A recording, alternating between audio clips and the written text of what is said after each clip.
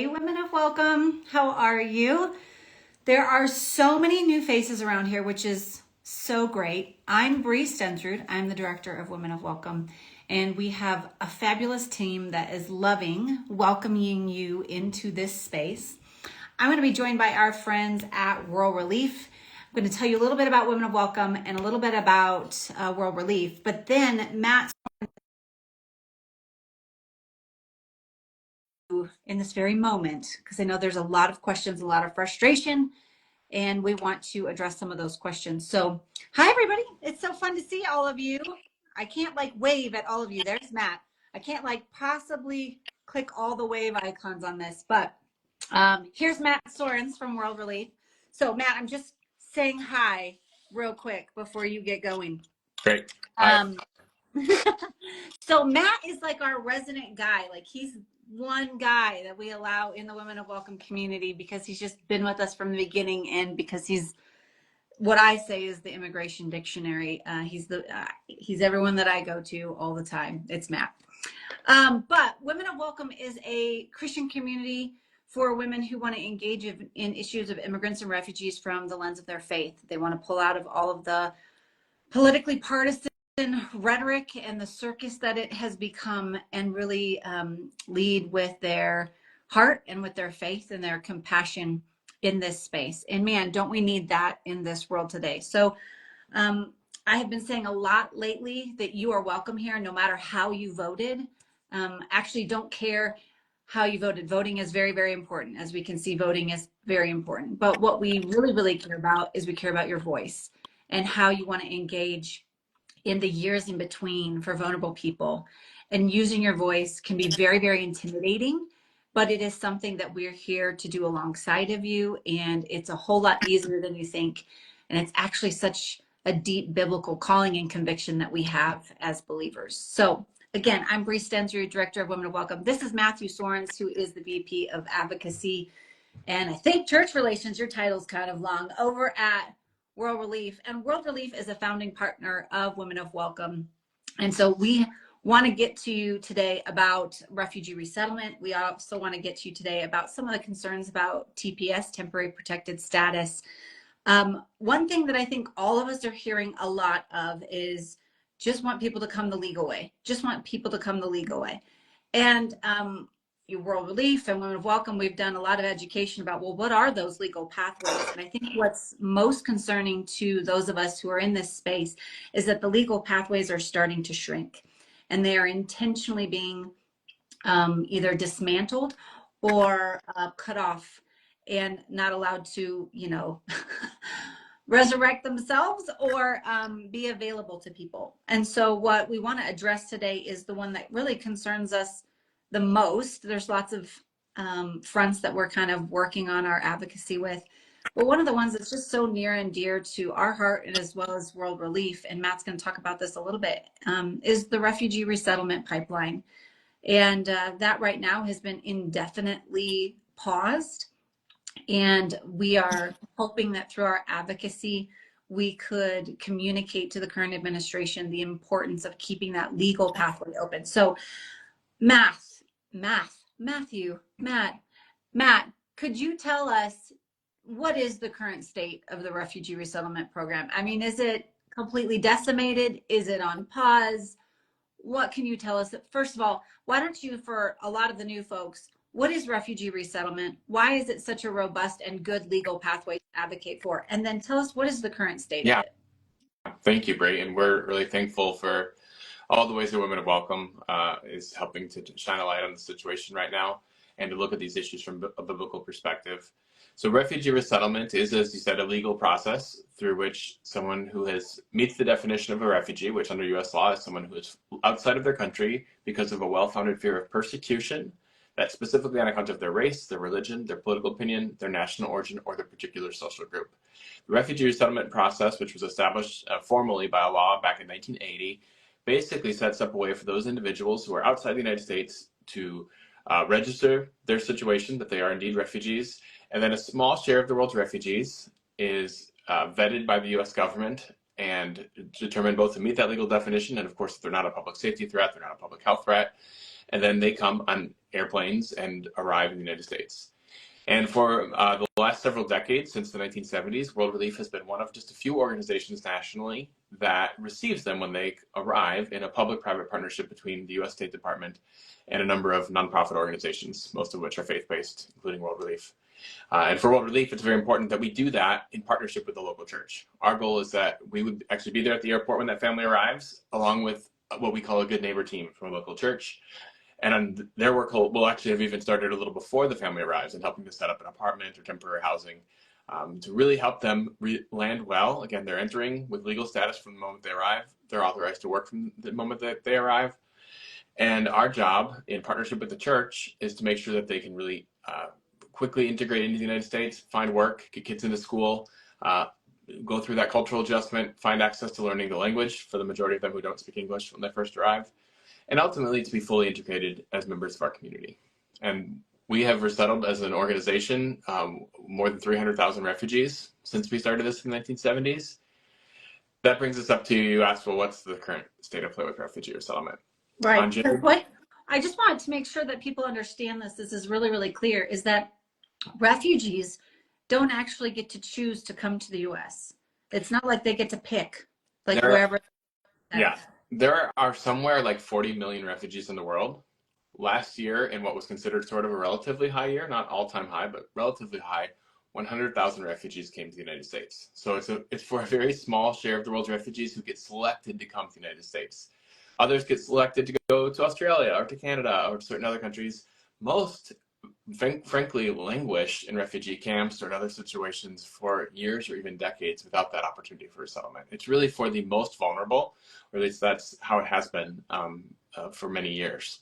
And it's been such a robust, legal, thoroughly vetted pipeline that World Relief has done in partnership with churches and the State Department together. It's just a highly successful program to resettle the most vulnerable of the vulnerable around the world. And That's so right. we have seen that legal pathway, that humanitarian pathway shut down. Can you tell us what is the current state? It feels like there's too many headlines to try and keep it straight. What's the current status? Yeah, so on the January 20th, Inauguration Day, President Trump signed an executive order, at least temporarily suspending the whole U.S. Refugee Resettlement Program. And in that order, it says that after 90 days, so we're getting close to that, that'll be around April 20th, the president will make a decision based on the guidance of his National Security Advisor and the Secretary of Homeland Security and Secretary of State, whether or not he believes it is within the U.S. interests to resume refugee resettlement at any level. Obviously, at World Relief, we believe it is not only in the interest of those refugees and the interest of the church, but also in the interest of the United States. We think this is an important foreign policy tool. We think it's actually very much in the interest of the U.S. economy, especially at a time when we don't have enough authorized workers to fill labor needs. And from a religious freedom perspective, you know, we spend a lot of our diplomacy telling other countries that they should have religious freedom. And I'm very glad we do that. We are deeply concerned at World Relief about persecuted Christians and about anyone who we want everyone to have religious freedom to worship as they want to. But one of the best ways we kind of put our credibility behind that commitment internationally is when we take certain people who have fled persecution on account of their faith. And so if you look at the 100,000 refugees resettled to the U.S. last year, the majority were actually Christians of one sort or another, and about 30,000 of the 100,000 were Christians from the countries where Christians face severe persecution, according to Open Doors. So these are people we can presume were probably persecuted for their faith in Jesus. So those people are not coming in as of January 20th. No one has come through the refugee resettlement process. I should actually say since January 27th. It went into effect 7 days after January 20th. And we are now approaching that April 20th, a 90-day review period, which is frankly why I asked you yesterday, hey, could we get on and ask the Women of Welcome for some help with advocacy? Because now is the time. I mean, we should always do this, but especially in the next week or so, to make our opinions heard. And we've really been trying to appeal to President Trump to say, look, President Trump has said he values legal immigration, which we affirm. He said that right after his election win in November. He says he wants legal immigration. He wants people who love America. I can assure the president I have met almost no one who loves America more than people who were denied religious freedom, denied economic liberties, who were persecuted in their countries of origin, to whom this country offers a new start.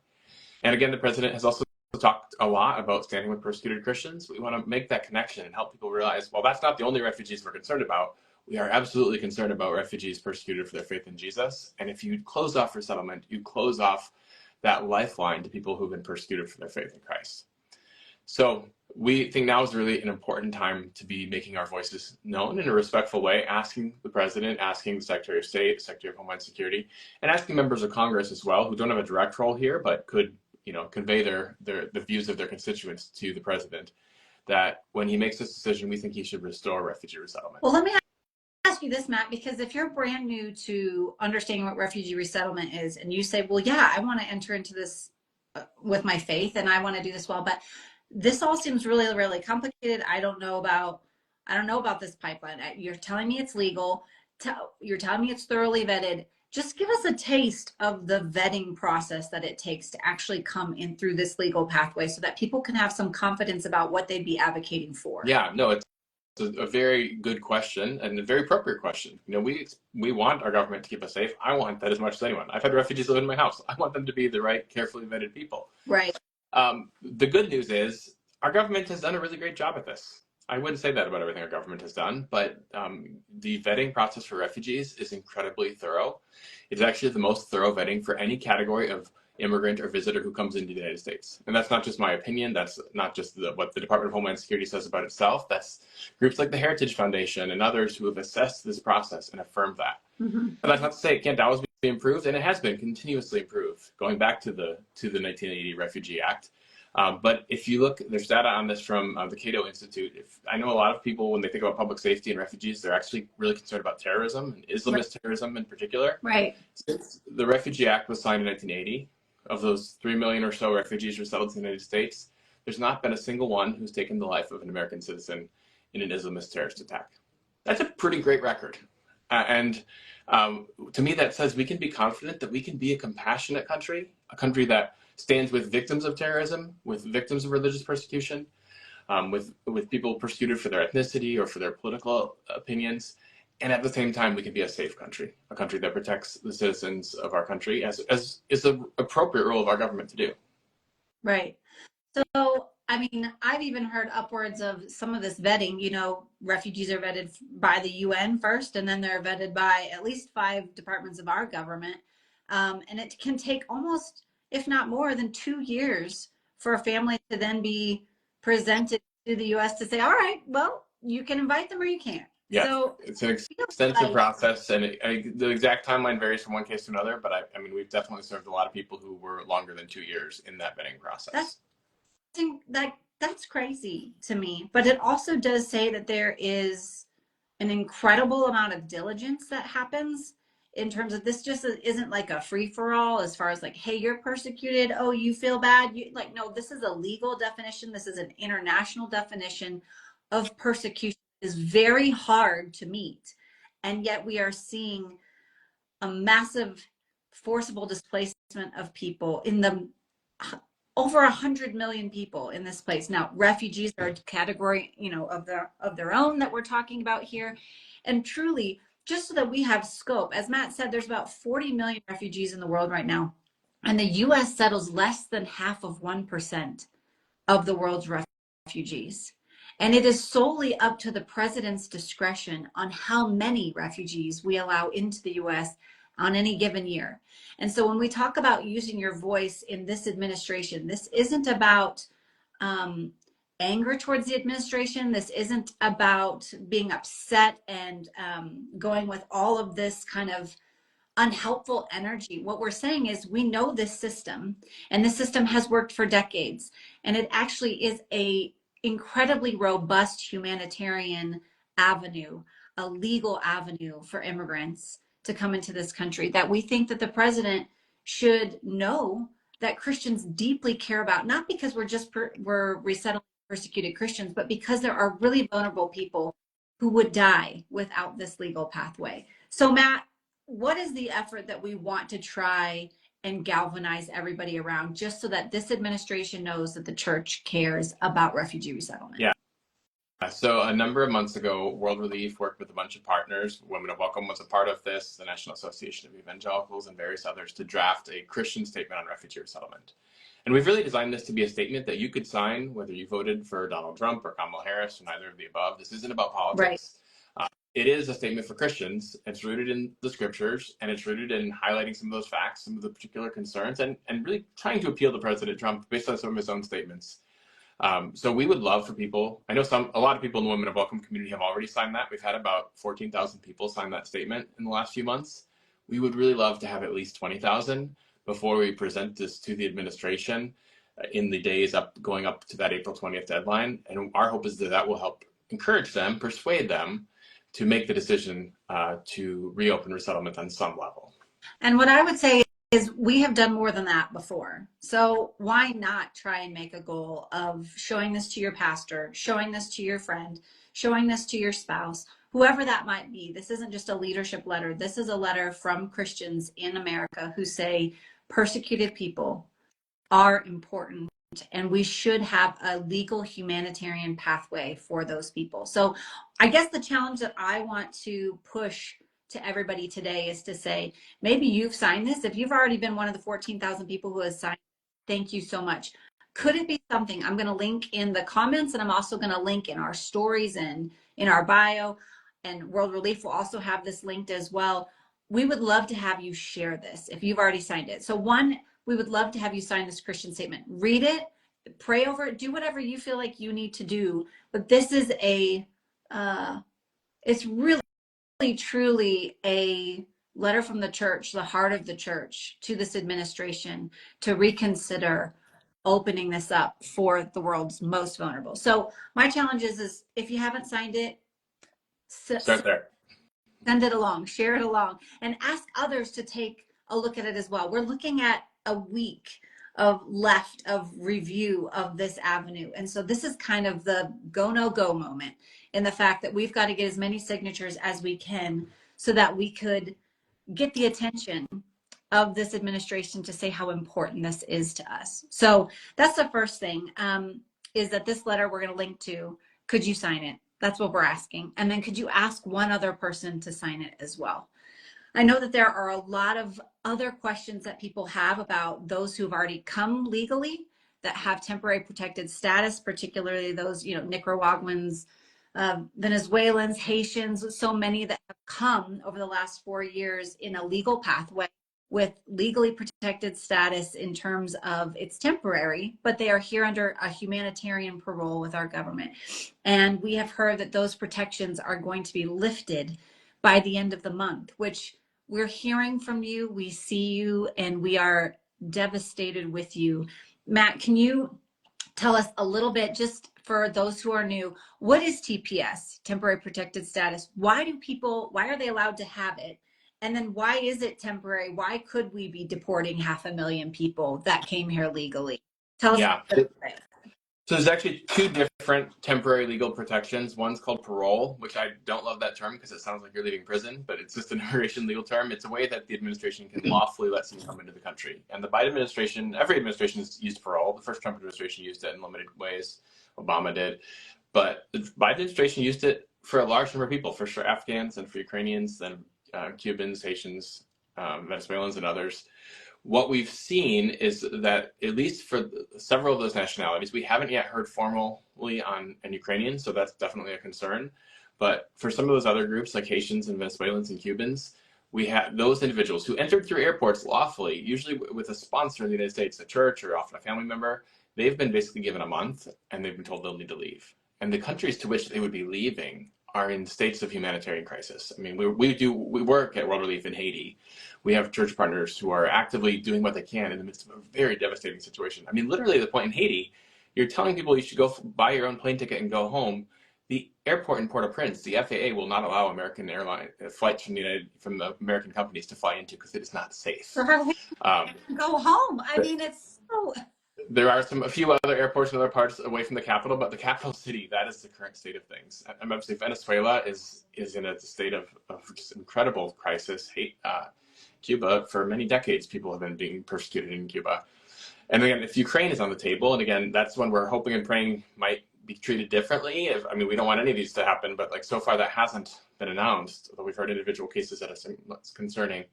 But Ukraine's facing a war. This is not news to anyone. But so we're advocating. We did a report at World Relief the other day called One Part of the Body. We can link that as well. really highlighting what it would mean for the administration to deport these people and then a broader range of people as well. But I mean, starting with people who are here lawfully, who entered lawfully, who haven't been here unlawfully at all, doesn't make a lot of sense to most people. I don't think there's a lot of support for this, but it is likely to happen barring some sort of judicial intervention. So there are some lawsuits, that could be a way that this could be held up. And then the other process is temporary protected status, and this actually applies also to Haitians and Venezuelans and to several other nationalities. This is something that basically, and this is in the law, it goes back to George H.W. Bush. Basically, an administration can say, if you're here when some sort of either natural or political disaster happens. So for some of these people, it was an earthquake in Haiti in 2010. For others, it's a political crisis in Venezuela. The administration can basically say, we're going to let you stay for a year, for 18 months, and then often that'll be renewed if the situation back home is still not safe to send people back to. And so Haitians and Venezuelans in particular have been informed that their temporary protected status will expire this year, and they will be required to return. Again, that's also subject to legal challenges. In fact, on the Venezuelan case, there has been some movement with the Venezuelans that might not happen now, so it could go back and forth. But those legal cases, you might hear what sounds like good news, and then the next day a different higher court says, actually, we're canceling that. So I have friends in all these categories of people, and it's very, very concerning. Brothers and sisters who I know from church and, from my neighborhood who are directly affected by this. And we're really praying for mercy. I was really moved. I read a report from some Haitian churches who have basically said, we respect the president and his authority, but our ultimate authority is God, and we know that he's ultimately in control, and we're going to be praying. Of course, we also can be advocating. And I think for all those of us who are not directly affected by this, the point of our report, One Part of the Body, from 1 Corinthians 12, is that actually what affects one part of the body affects all of us who are brothers and sisters. We're part of one body, and when one part of the body suffers, every part suffers with it. And one thing we can do is be advocating for them and urging the administration to have mercy, to not send people back to very, very dangerous situations. And the refugee situation is halting people from coming. And I should be clear, this affects those with those temporary legal protections. Those who have refugee status should be okay if they're already here. The problem with the refugee program is shutting it down going forward. Yeah, so two separate pipelines. And what I want to tell you about is if you are interested in knowing how to use your voice or learn how to use your voice or want more information about how to use your voice for those who are here on humanitarian parole or who have TPS, temporary protected status, Women of Welcome sends out a bi-weekly policy dispatch, and it's a nonpartisan way to engage with public policy and to use your voice well. And so this Wednesday, we will be sending out information on how to use your voice, and we'll also be linking to this study that Matt just talked about, One Part of the Body. So, but today, what we want to talk about, we'll get you that information. It's coming out on Wednesday in that newsletter. You can sign up at womenofwelcome.com for the newsletter. Today is the day that we would love to start this week-long push to get as many Christians as we can to sign this letter to raise a flag to the administration about the need to restore refugee resettlement here in the United States. So we're going to link to all of these things in the comments, in our bio, in our stories. So look for those links. You can visit womenofwelcome.com, and you can do advocacy needs on that page, and you can click right there. Otherwise, the website is directly what? worldrelief.org/Christian statement. Christian statement. worldrelief.org/Christian statement. So there's going to be a couple places you can find it. We're going to link to all of those, but we hope that you would be in prayer about that with us, and that you would also be sharing that letter. I think one of the things I'll say as we wrap up is we have so many comments from people who are asking, what can I do? What can I do? What can I do? I feel so helpless. I'm calling, I'm emailing. What can I do? Prayer. You can be praying. You can be praying every morning, every afternoon, every evening. You can also still be calling. I mean, they are tallying those calls. And right now what we're hearing is that calls are more effective than emails. But then also when you have a group of Christian, right now we have over 14,000 signatures, join in to what is already happening and what God is already doing, and add your voice to that group of other Christians who are saying, this is what it needs to take place. This is what needs to happen. I will use my voice in signing on to this as well. So we hope you'll do that. We'll get you all the links. Anything else, Matt? I think that's it. Thanks for all the advocacy, Bree. It's been fun seeing you on the Holy Post and on CBS and the same day. So you guys have been busy. We appreciate you, really calling people to the scriptures. But God is God's doing something. God's doing something. And so I'm going to believe that nothing is impossible for him. So, ladies, thanks for being with us. Matt, thanks for being with us. And we'll give you all the information you need to keep using your voice. We're with you. Thank you so much.